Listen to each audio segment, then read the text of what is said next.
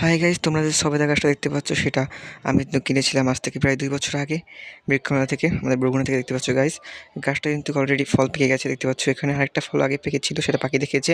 আরেকটা ফল আমি পেয়েছিলাম লাস্ট। দেখতে পাচ্ছ এখন তো কিন্তু আরেকটা ফল পেকেছে। দেখতে পাচ্ছ গাইস, পুরো গাছটা কিন্তু একেবারে সবেদায় ভরা। এটা 12 মাসই সবেদা গাছ। দেখতে পাচ্ছ এখনও কিন্তু ফুল আসছে, তবুও 2 বছর লেগে গেছে ফলে ভরতে। দেখতে পাচ্ছ এটা একটু নরম হয়েছে গাইস, দেখতে পাচ্ছ, তার মানে এটা পেকে গেছে। তো এটা পারবো আমি, পেরে দেখবো মধ্যে কেমন। দেখতে পাচ্ছ গাইস, আমি তো পারছি। পারার পর এটা দেখতে পাচ্ছ এর উপর কিন্তু গাইস অলরেডি অনেক ছত্রাক লেগে আছে। আর এটাকে আমি কীটনাশক দিয়েছি, মানে ওষুধ দিয়েছি গাছের। দেখতে পাচ্ছ উপর ছত্রাক লেগে আছে, ধুয়ে তারপর এটা কাটবো। দেখতে পাচ্ছ গাইস, ওদিকে কল, তো আমি ওদিকে যাবো এবার।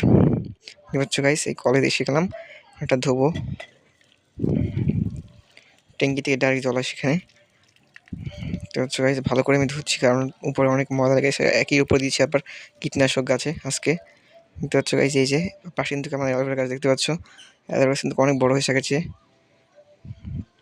মাঝখানে অ্যালোভেরা গাছের অবস্থা অনেক খারাপ হয়ে গেছিলো। তারপর একটু যত্ন নেওয়ার পর দেখতে পাচ্ছ বেশ ভালোই হয়েছে। আর এই সেই সবেদা গাছের সাথে কেনা মালতী ফুল গাছ, যেটা একসাথে 2 রকমের ফুল ফোটে।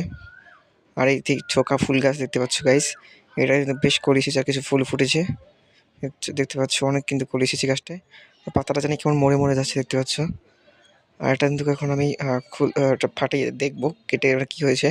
এক হাতে আমি ক্যামেরা ধরা, তাই আর ডানে দিকে ফাটাতে হলো আঙুল দিয়ে আমার। দেখতে পাচ্ছ গাইস, একটু হালকা শক্ত ছিল, তবু আমি কাটলাম। দেখতে পাচ্ছ গাইস, এই মধ্যে থেকে একেবারে বেশ ভালোই পেকেছে।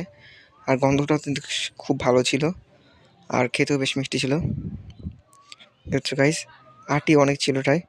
আর ভিডিও ভালো লাগলে অবশ্যই গাইস লাইক সাবস্ক্রাইব করে আমাদের পাশে থাকবে। আজকের ভিডিও এই পর্যন্তই, বাই।